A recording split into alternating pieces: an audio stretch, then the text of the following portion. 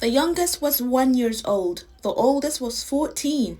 8 children shot and killed inside their own home in the Cedar Grove neighborhood of Shreveport, Louisiana this morning. 7 of them were his children, and somewhere in that house, a 13-year-old jumped off the roof to survive. He has some broken bones, but he's made it out. His mother did not escape. She was shot in the face. She's in surgery right now, expected to survive. This is a heavy one.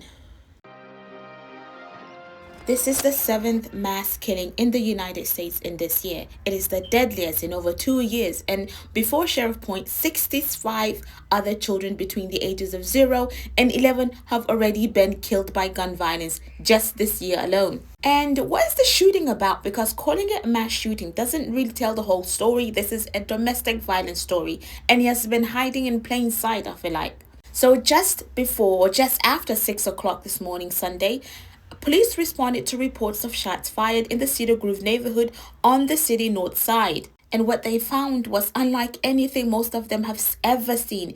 8 children between the ages of 1 and 14 shot and killed inside a residence on West 79th Street. A 1-year-old baby, guys.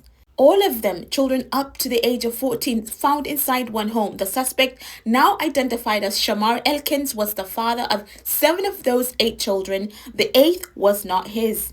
Now, before going to that house, Elkin had first shot a woman on the street outside. Then he went inside. Police say children tried to escape out to the back door during the shooting. A 13-year-old boy, unable to get out the other way, jumped off the roof of the house. He broke his bones, fell out, but he's expected to survive. And 2 adult women were shot. One of them is Elkin's wife, the mother of 7 of his children. She was shot in the face and rushed into emergency surgery. She's expected to survive. The second woman shot was in critical condition right now. So after the shooting, he stole a car at gunpoint and fled.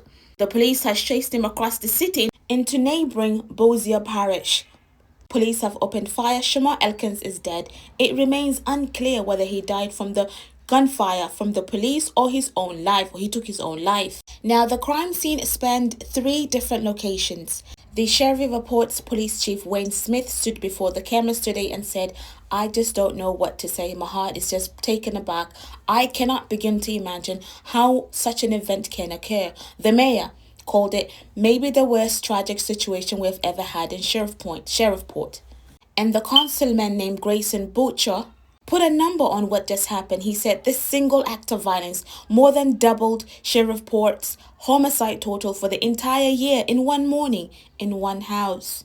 And we're going to talk about this is what domestic violence looks like when it reaches its most catastrophic end. I just had us to stop calling it mass shooting. Yes, it is mass shooting, but because the Gun Violence Archive will count it as that, the headlines will run it, politicians will post their thoughts and prayers, and by the next week, an American will have moved on. But what happened in this county, in this city, this morning was domestic violence taking its most devastating conclusion. And domestic violence in this country has been escalating quietly, consistently, while the national conversation stays focused elsewhere. Now, the city's own city council told us this morning that over 30% of all criminals or crimes and 30% of all murderers in the city are domestic in nature. 30% before today. Retired supervisory FBI agent Jason Pack, speaking to local outlets, said that the violence like this does not just happen overnight. And he's right. He described what behavioral experts call a pathway to violence, a process that develops over time. In familicide cases, which is what this is, the pathway often begins with a grievance, a breakup, a custody dispute, a perceived humiliation, something that someone fixates and escalates internally until the unthinkable becomes their answer. This likely means there were some signs, there were likely moments, there were likely people, families, members, neighbors, maybe even that mother who's now in surgery who felt something was wrong. We yet have to find out what those signs were. The investigation is hours old, but we know this pattern. We have seen it before and we keep seeing it. The Gun Violence Archive tracked at least 119 mass shootings in the United States just this year.